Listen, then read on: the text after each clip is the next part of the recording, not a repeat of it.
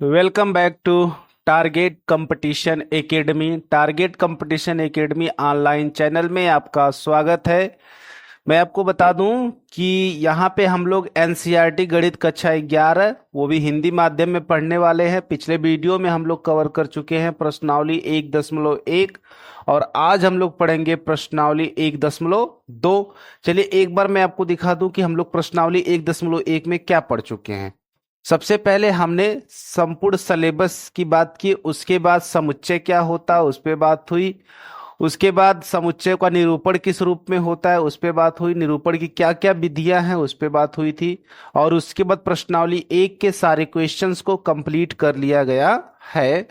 और अब हम लोग चलेंगे प्रश्नावली 1.2 की तरफ। लेकिन वहां पे पहुंचने से पहले सबसे पहले कुछ चीजें हैं, कुछ सेट्स के बारे में जानना है, टाइप्स ऑफ सेट्स हैं उनके बारे में जानना है, उसको समझते हैं, ठीक ना।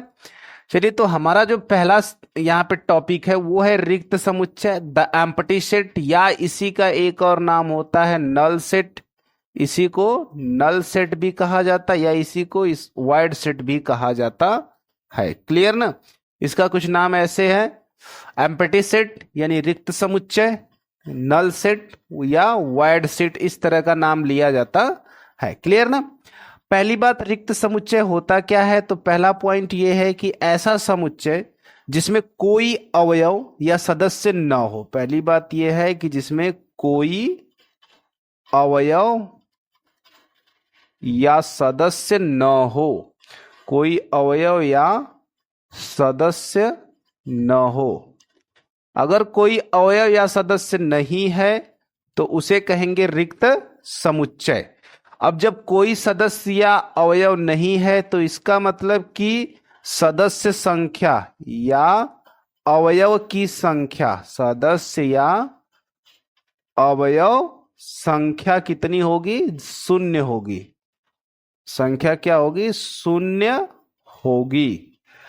अब यहां पे मैं आपको दो चीज समझाना चाहूंगा।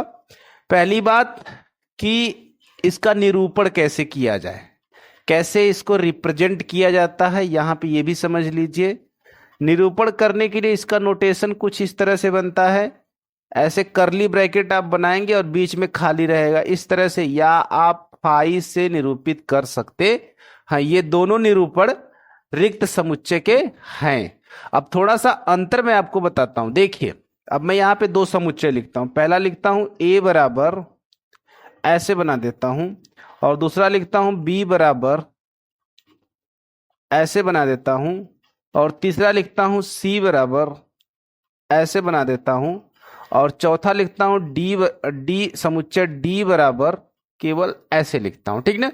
अब आपको यहां पे छांटना है कि रिक्त समुच्चय कौन कौन सा है। देखिए ए वाला जो है ये आपका रिक्त समुच्चय है क्योंकि इसमें कोई भी सदस्य नहीं है, और ये आपको पता ही है कि रिक्त समुच्चय का नोटेशन है। लेकिन अगर बी एक सेट ऐसा बने इस तरह का और उसके अंदर फाई हो करली ब्रैकेट के अंदर, इसका मतलब कि बी फाई का समुच्चय है। ये रिक्त समुच्चय नहीं होगा, इसमें एक सदस्य है तो इसको एकल समुच्चय कह लिया जाएगा। यानी यहाँ पे सदस्य संख्या कितनी हो जाएगी, 1 होगी, और यहाँ पे सदस्य संख्या कितनी हो जाएगी, सॉरी पी लिख रहा हूं, यन होता है, सदस्य संख्या हो जाएगी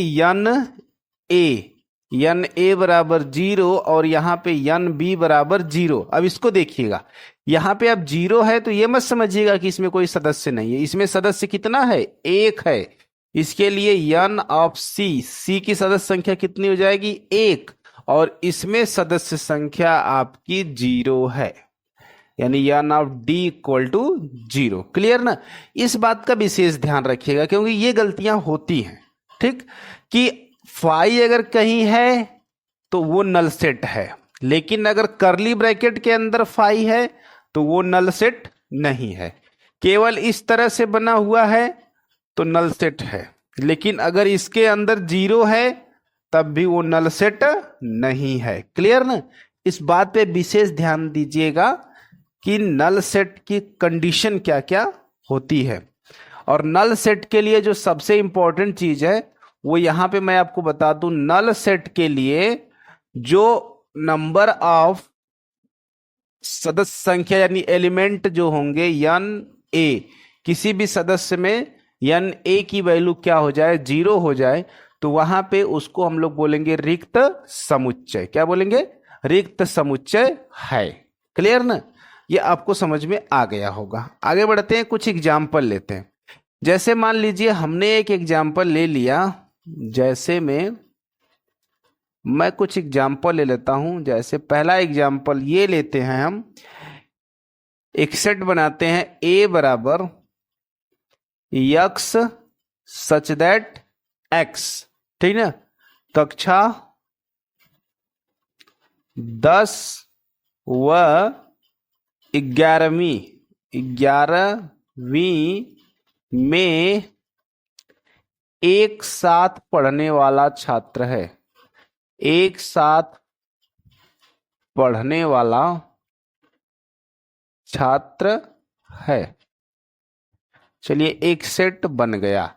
तो क्या आपको ऐसा लगता है कि कोई ऐसा स्टूडेंट आपको मिलेगा जो कि 10 में और 11 में एक साथ पढ़ रहा हो? इसमें ऐसा पॉसिबल नहीं है। तो ए को अगर हम रोस्टर फॉर्म में लिखें तो ऐसे लिखा जाएगा, यानी ये ऐसे बनेगा। इसका मतलब ये कैसा समुच्चय है आपका? रिक्त समुच्चय है। रिक्त समुच्चय है। क्लियर ना? चलिए, समझ में आ गया होगा। दूसरा एग्जाम्पल हम लेते हैं कि ए बराबर x such that x less than 1 और less than 2। X less than 1 less than 2 और एक्स एक प्राकृत संख्या है।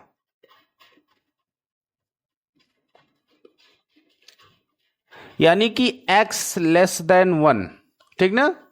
और दूसरी बात x लेस देन 2, यानी 1 से छोटा और 2 से भी छोटा। तो एक ही कंडीशन याद रखिए, एक से छोटी प्राकृतिक संख्या नहीं होती है। तो ये आपका जो सेट बना है वो फाई है, मतलब रिक्त समुच्चय है। क्लियर ना? चलिए, तीसरा एग्जाम्पल इसका समझते हैं।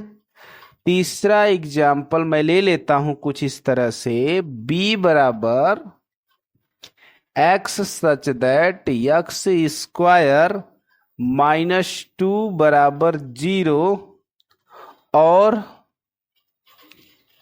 यक्स परिमेय संख्या है। यक्स परिमेय संख्या है। इस तरह से सेट बना हुआ है। इसको बस आप रोस्टर में लिखने की कोशिश कर लीजिएगा। पहली बात कह रहा है एक्स स्क्वायर माइनस 2 बराबर 0। इसको सॉल्व किया जाए तो एक्स स्क्वायर बराबर 2, यानी एक्स बराबर प्लस माइनस करड़ी में 2। अब करड़ी में 2 तो है आपका अपरिमेय। क्या है? अपरिमेय है। और यहां पे कह रहा है कैसी संख्या होनी चाहिए? परिमेय होनी चाहिए। तो इसका मतलब b में ऐसा कोई एलिमेंट नहीं है, तो b आपका एक रिक्त समुच्चय है, यानी कि फाई है। क्लियर ना? इसी तरह से अगर और एग्जाम्पल लिया जाए, ठीक, जैसे चौथा एग्जाम्पल अगर हम ले लें तो c बराबर हम ऐसे बना ले x सच दैट यक्स संख्या 2 से अधिक एक सम अभाज्य संख्या है। एक सम अभाज्य संख्या है। अब आप देखिएगा यहां पे कि 2 से बड़ी कोई सम अभाज्य संख्या नहीं है, इस वजह से ये भी फाई बन रहा है, या फिर नल सेट ऐसे लिख सकते हैं। एक और एग्जाम्पल समझ लीजिएगा। d बराबर मैंने लिखा x such that x square बराबर 4 और यक्स विषम है। यक्स क्या है? विषम है। अब इस कंडीशन में समझिए जरा, इसको सॉल्व करिए तो एक्स स्क्वायर बराबर 4 हो गया, यानी एक्स बराबर प्लस माइनस 2, यानी कि +2 और -2 आ रहा है। तो कहीं पे भी विषम वैल्यू नहीं मिल रही, इस वजह से डी भी आपका एक रिक्त समुच्चय है। क्लियर ना? तो अभी मैं जितना एग्जाम्पल दिया हूं ये सारे के सारे एग्जाम्पल रिक्त समुच्चय के रहे हैं। क्लियर? चलिए आगे बढ़ेंगे हम लोग। अब अगला टॉपिक है हमारा कि फाइनाइट और इनफाइनाइट यानी कि परिमित और अपरिमित समुच्चय, फाइनाइट एंड इनफाइनाइट सेट्स। जैसा कि नाम से पता है, जिसकी लिमिट हो, सीमा जो हो वो परिमित, और जिसकी सीमा ना हो वो क्या है? अपरिमित है। तो जैसे परिमित का मतलब, पहली बात, अवयवों की संख्या निश्चित हो सके। अवयवों की संख्या निश्चित। निश्चित का मतलब कुछ ऐसे सेट आपको मिलेंगे जिसमें फिक्स एलिमेंट है। और दूसरी कंडीशन ये हो सकती है कि अवयवों को गिना जा सके। अवयवों को गिना जा सके, गिना जा सके, यानी कि ये एलिमेंट जो हो वो क्या हो? काउंटेबल हो। क्या हो? काउंटेबल हो, यानी कि गिनने के योग्य हो। और उसकी बात ये सीमा में हो, यानी सीमा का अंत हो सके। जैसे ऐसा हो जिसका अंत हो सके, तो उसे कहेंगे परिमित। और अपरिमित की कंडीशन समझ लीजिए। पहली कंडीशन ये है कि अवयवों की संख्या अनिश्चित हो। इसमें क्या होगा? अवयवों की संख्या अनिश्चित हो तो उसे क्या कहेंगे? अपरिमित कहेंगे। क्लियर? दूसरी बात, अवयवों को गिना न जा सके। कितने अवयव हैं ये गिना न जा सके, अवयवों को गिना न जा सके। और उसके बाद तीसरा जो पॉइंट है, सीमा का अंत न हो। सीमा का अंत नहीं हो। ठीक ना? तो इसे कहेंगे अपरिमित। तो दोनों में बता दिया, अवयवों की संख्या अगर निश्चित तो परिमित, अगर संख्या अनिश्चित तो अपरिमित। अगर अवयव काउंटेबल तो परिमित, अगर अवयव अनकाउंटेबल, अवयव क्या है? अनकाउंटेबल, तो उसे हम कहेंगे अपरिमित समुच्चय। अगर लिमिट में हो तो उसे कहेंगे परिमित, अगर लिमिट से बाहर है तो अपरिमित। ठीक ना? फाइनाइट और इनफाइनाइट के कुछ एग्जाम्पल समझते हैं। चलिए देखिएगा एग्जाम्पल। जैसे मैंने कह दिया, एक एग्जाम्पल ले लेते हैं। W बराबर, एग्जाम्पल W बराबर x सच दैट x सप्ताह के दिन है। सप्ताह के दिन हैं। अगर आप W को रोस्टर फॉर्म में लिखेंगे तो ये मिलेगा Sunday, Monday, Tuesday, Wednesday, Thursday, Friday और सैटरडे, यानी सप्ताह के दिन यही होते हैं। तो यहां पे ये काउंटेबल हैं कि नहीं है? तो आप बोलेंगे कि ये काउंटेबल है, इनको गिना जा सकता है। दूसरी बात, इसकी लिमिट है, ये लिमिट में है। और तीसरी बात जो है, ये इनके एलिमेंट फिक्स हैं। एलिमेंट क्या है? फिक्स है, यानी एलिमेंट निश्चित है। तो उसे कहेंगे, अब ये जो W बन गया ये आपका बन गया फाइनाइट सेट। क्या बन गया? फाइनाइट सेट, यानी कि परिमित समुच्चय। क्या बना आपका? परिमित समुच्चय। करेक्ट ना? अब जैसे एक और एग्जाम्पल ले लेते हैं। एक और एग्जाम्पल लेते हैं कि x बराबर x सच दैट x एक प्राकृत संख्या है। एक प्राकृत संख्या है, यानी नेचुरल नंबर है। तो जरा अब मुझे बताइए, अगर इसको रोस्टर फॉर्म में लिखा जाए तो आपको पता है नेचुरल नंबर होती है 1 2 3 4 5 डॉट डॉट डॉट डॉट, ऐसे बहुत आगे तक बढ़ता चला जाएगा। तो क्या ये काउंटेबल है? नहीं काउंटेबल है। क्या इसका लिमिट का अंत हो रहा है? नहीं हो रहा है। क्या इसमें अवयव की संख्या तो फिक्स होती है, 1 2 3 4 5 ऐसे चलता जाएगा अनंत तक। ठीक ना?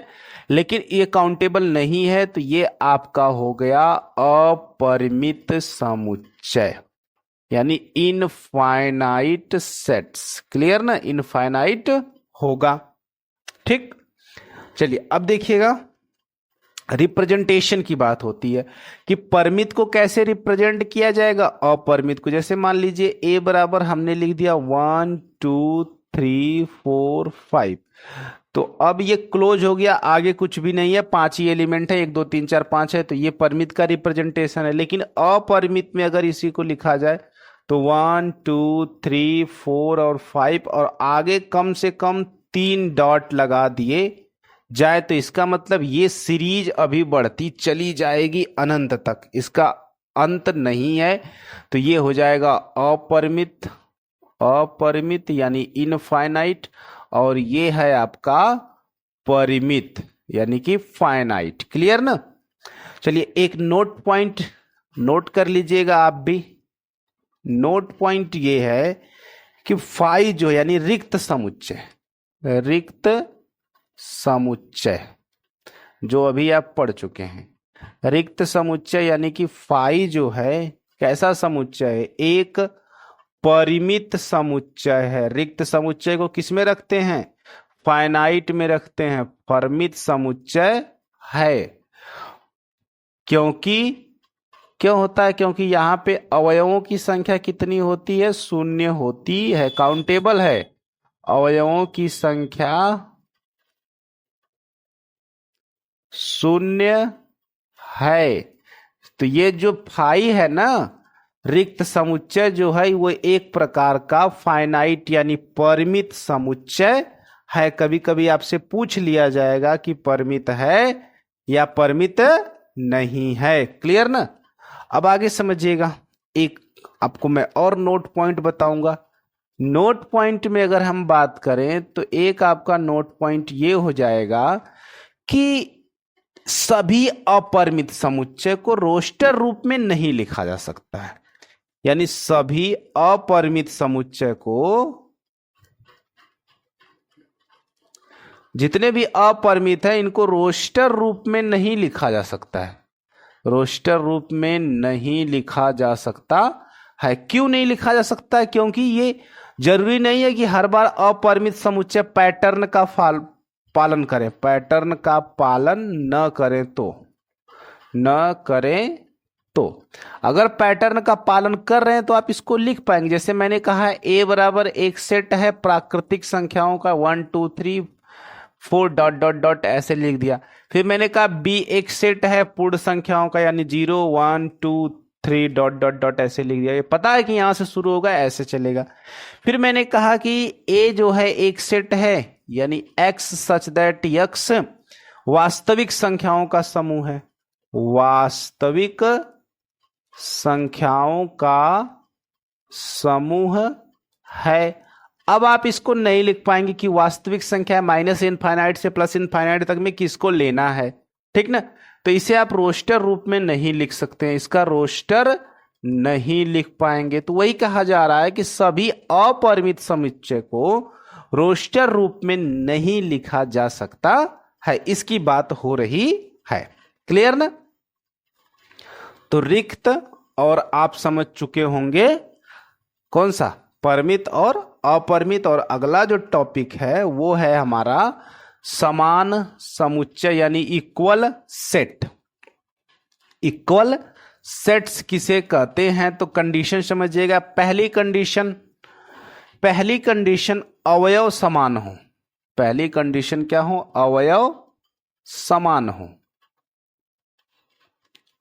और दूसरी कंडीशन है कि अवयव की संख्या भी समान हो। अवयव की संख्या भी समान हो। तो उस इन ऐसे सेट्स को हम लोग क्या कहते हैं? Equal sets. जैसे मान लीजिए कि a बराबर एक सेट है 1 2 3 4 और b बराबर एक सेट है 4 3 1 2। तो यहां पे आप देखेंगे कि यहां पे एलिमेंट 1 2 3 4 है, यहां पे भी 1 2 3 4 है। यहां पे n ऑफ a बराबर कितना है? 4 है। यहां पे n ऑफ b यानी अवयवों की संख्या भी 4 है। तो आप लिखेंगे कि a बराबर b यानी a और b आपस में समान समुच्चय है। क्लियर ना? दूसरी कंडीशन समझिएगा कि मान लीजिए c बराबर दे दिया गया, a b c d e दे दिया गया, करेक्ट। और उसके बाद d बराबर एक सेट बना दिया गया a b c d e और e। अब यहां पे देखिए a b c d e इसमें भी है, a b c d e इसमें भी है। यहाँ पे n of c equal to कितना है? 5 है। यहाँ पे n of d equal to भी 5 है, क्योंकि अगर समान समुच्चय समान अवयव हैं, 2 बार लिखे गए हैं तो उसको काउंट सिर्फ एक ही बार करते हैं। क्लियर ना? तो इसलिए C बराबर D होगा, यानी C और D आपस में समान समुच्चय होंगे। क्लियर? लेकिन अगर मान लीजिए एक सेट ऐसा बन जाए कि A बराबर 1 2 5, ठीक ना, और B बराबर 1 2 5 और 6, तो यहां पे 1 2 5 तो इसमें भी है, 1 2 5 इसमें भी, लेकिन ये 6 इसमें है लेकिन 6 इसमें नहीं है, तो इसलिए कहेंगे A not equal to B, यानी A और B आपस में बराबर नहीं है, क्योंकि यहां पे n ऑफ A बराबर कितना आ रहा है 3, यहां पे n ऑफ B बराबर कितना आ रहा है 4। करेक्ट ना? तो आसान सा टॉपिक था, ये आपको समझ में आ गया होगा। अब हम लोग चलेंगे प्रश्नावली की तरफ। हमारी प्रश्नावली है 1.2। प्रश्नावली कौन सी है? 1.2। और प्रश्नावली ये कह रही है कि निम्नलिखित में से कौन से, क्वेश्चन ये कह रहा है पहला कि निम्नलिखित में से कौन से रिक्त समुच्चय के उदाहरण हैं। रिक्त समुच्चय के उदाहरण कह रहा है 2 से भाज्य विषम प्राकृत संख्याओं का समुच्चय। अब ये बताइए कौन सी ऐसी विषम संख्या है जो 2 से भाज्य होती है? कोई नहीं, तो ये आपका रिक्त समुच्चय है। मैं ऐसे नोटेशन बना दूं, आप ऐसे बना सकते हैं।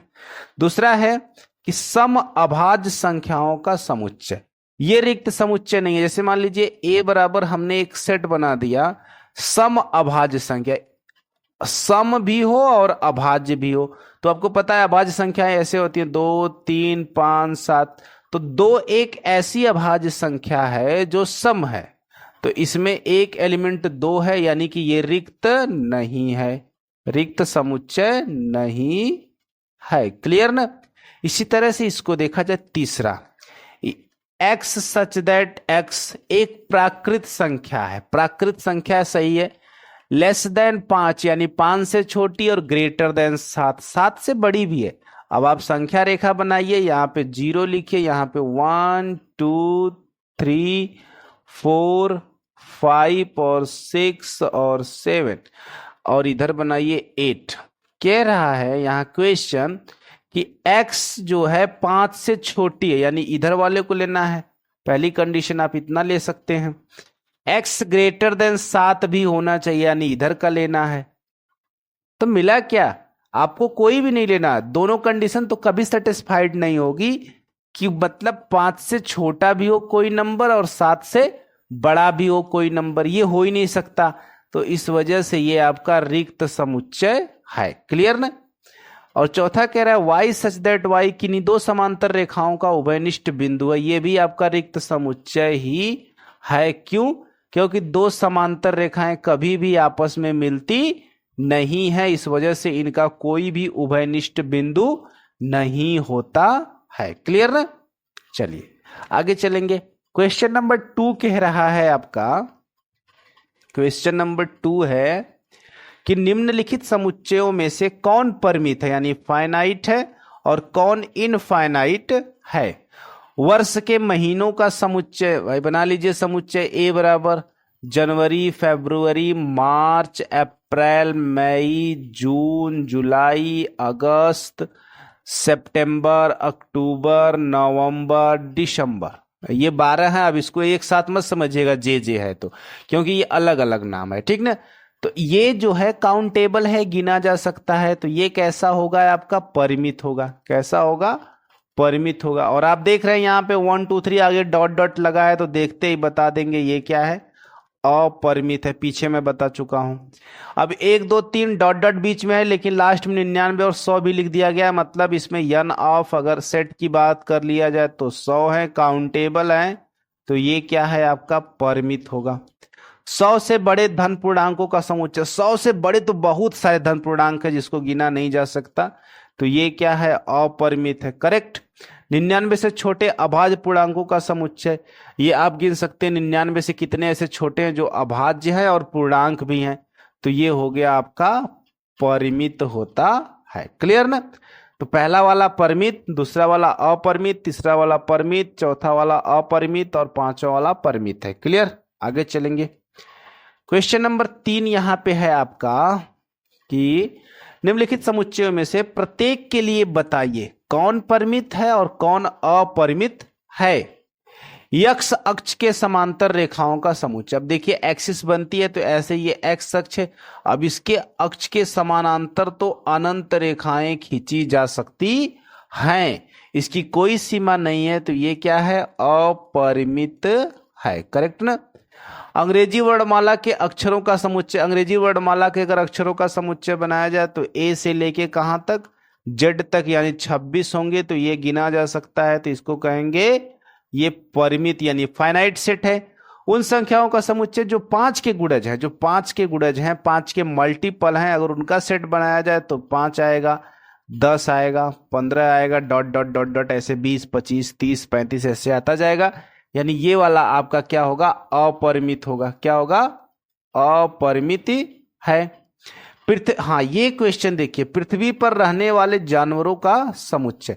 अब पृथ्वी पे जितने जानवर हैं वो सेट को हम लोग परिमित कह सकते हैं। अगर काउंट किया जाए, गिना जाए, एक तरफ से लिखना शुरू कर दिया जाए तो ये कैसा होगा, परिमित होगा। इसको काउंट किया जा सकता है। 5वां है मूल बिंदु 0, 0 से होकर जाने वाले वृत्तों का समुच्चय। ये मैं आपको बताता हूं। जैसे ये मान लीजिए ये आपका एक्स एक्सिस है और ये वाई एक्सिस है। ये जहां पे कट करते हैं इसको मूल बिंदु ओ कहते हैं। अब यहां से जाने वाले वृत्त का समुच्चय ऐसे बन सकता है, ऐसे बन सकता है। वृत्त यहीं से होके जाना है वृत्त। अब कितना वृत्त बनेगा, अनंत वृत्त बनेगा। तो इस वजह से ये वाला जो है ये आपका क्या है, अपरिमित सेट्स है। क्लियर ना। चलिए आगे बढ़ेंगे। आगे हमारा क्वेश्चन है चौथा, क्वेश्चन नंबर 4 है आपका। और क्वेश्चन नंबर 4 क्या कह रहा है, निम्नलिखित में बताइए कि a बराबर b है या नहीं है। अब बहुत आसान सा सवाल है, a बराबर b है या नहीं, ये आपको खोजना है। देखिए a बराबर दिया गया a b c d, यहां पे भी है a b c d, यहां पे भी 4 एलिमेंट है, यहां पे भी 4 एलिमेंट है, तो a बराबर b है इसके लिए। सही है पहले वाले के लिए। दूसरे वाले को देखिए 4, 8, 12, 16, 4, 8, 16, 18, लेकिन 12 इसमें है तो 12 इसमें नहीं है, तो a not equal to b, यानी दूसरा वाला बराबर नहीं है। करेक्ट ना। तीसरे वाले को देखिए a बराबर 2, 4, 6, 8, 10 और b बराबर कह रहा है x सच दैट x सम धन पूर्णांक है और x लेस देन या इक्वल टू 10। 10 इधर आ गया प्रिंटिंग में, लेस देन इक्वल टू 10 है। अब देखिए यहां पे तो क्लियर है, इधर देखिए धन पूर्णांक है मतलब कि जो प्लस है, सम है मतलब 2 होगा, 4 होगा, 6 होगा, 8 होगा और 10 के बराबर है तो 10 भी होगा। ठीक ना। तो अब यहाँ पे भी 5 एलिमेंट, यहाँ पे भी 5 एलिमेंट, यहाँ पे भी 2, 4, 6, 8, 10 है, यहाँ पे भी 2, 4, 6, 8, 10 है, तो a बराबर b है। क्लियर। चौथा देखिए a बराबर x सच दैट x संख्या 10 का एक गुणज है। 10 का गुणज मतलब 10, 20, 30, 40 डॉट डॉट डॉट ऐसे आगे बढ़ेगा। और यहाँ पे देखिए 10, 15, 15 आ गया, 25 आ गया, जो कि इसमें नहीं आने वाला है। तो a और b आपस में बराबर नहीं है, a not equal to b। Clear. आगे चलेंगे। 5वां क्वेश्चन कह रहा है कि क्या निम्नलिखित समुच्चय युग्म समान है। पूछ रहा है क्या ये समान है, तो कारण भी बताइए कि क्यों समान है। ठीक। a बराबर 2, 3 दिया गया और यहां पे दिया गया है, इक्वेशन है कि x square plus 5x plus 6 का एक हल है। तो पहले आप इसको हल कर लीजिए। तो यहाँ पे हो जाएगा x square plus 3x plus 2x और प्लस 6। x कॉमन ले लेंगे तो x प्लस 3 बचेगा, प्लस 2 कॉमन ले लेंगे तो x प्लस 6 बचेगा। अगर x प्लस 3 बचेगा, x प्लस 3 को कॉमन कर लेंगे, दूसरे ब्रैकेट में x प्लस 2 बचेगा, बराबर 0 कर दीजिए तो x बराबर -3, x बराबर -2। जबकि यहाँ पे दोनों प्लस हैं, यहाँ पे दोनों माइनस हैं, तो a और b आपस में बराबर नहीं है, यानी a not equal to b। इसको देखिए x बराबर x such that x follow शब्द का एक अक्षर है। अब यहाँ पे a को अगर रोस्टर रूप में लिखा जाए तो पहले मिल जाएगा f, फिर मिलेगा o, फिर मिलेगा यल। अब दोबारा यल को लिखना नहीं है, o को भी नहीं लिखना, w। और यहाँ पे b बराबर है, यहाँ पे इसको बनाया जाए तो w o l f ये बन जाएगा। तो क्या ये चारों एलिमेंट इसमें हैं? 4 इसमें भी है, 4 इसमें भी और सेम है, तो ए बराबर बी होगा। ए बराबर बी आपका होगा। क्लियर ना? क्वेश्चन नंबर 6 देखिए। क्वेश्चन नंबर 6 कह रहा है नीचे दिए गए समुच्चयों में समान समुच्चयों का चयन कीजिए। समान समुच्चयों का चयन करना है कि समान है या समान नहीं है, कौन किसके समान है। देखिए ए वाला है 2 8 12 2 4 8 12, ए वाला है 2 4 8 12, ये ए वाला 2 4 8 12 किसी में भी नहीं मिल रहा है, तो ये ए किसी के बराबर नहीं है। बी को उठा के देखिए, बी बराबर है 1 2 3 4, इसमें नहीं है लेकिन इसमें है। देखिए 1 2 3 4 यानी कि बी बराबर डी है, पहली कंडीशन। और बी किसी के बराबर नहीं है। सी वाला देखिए, सी वाला किसी के बराबर नहीं है। डी वाला तो हो ही गया, डी वाला बी के बराबर है।